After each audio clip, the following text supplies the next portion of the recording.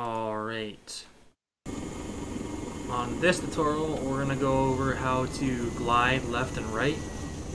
What that is essentially you're maintaining somewhat of a hover, but you're moving left and right as you're doing that. So we're here, we're in our hover. We have a slight movement forward, which is not a big deal.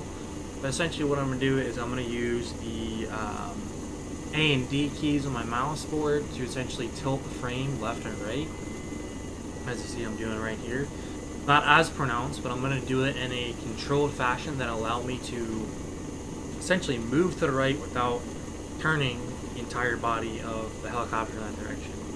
So I'm just going to dip it to the right a little bit, and I'm going to let it gather some momentum. And I can dip back to the center here and hold Q, and that will allow me to essentially go to the right without moving the frame. Now you will have to do a little bit of course correction sometimes. That's just how it is. If you gather a lot of speed to the left or right, if you can see that the entire airframe is wanting to turn to the right with the airflow, you just counteract that with Q. Counteract that even a little bit better with a little bit more of an angle, and that's you just glide to the right, and we can repeat the process to go to the left.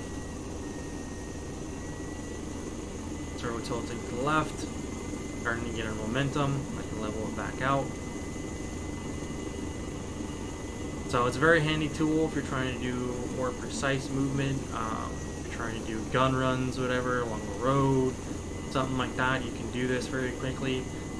The more used to it you get, the easier it is to pull it out without having to think and look around. You can just do it while looking forward. So that's how you generally glide left and right.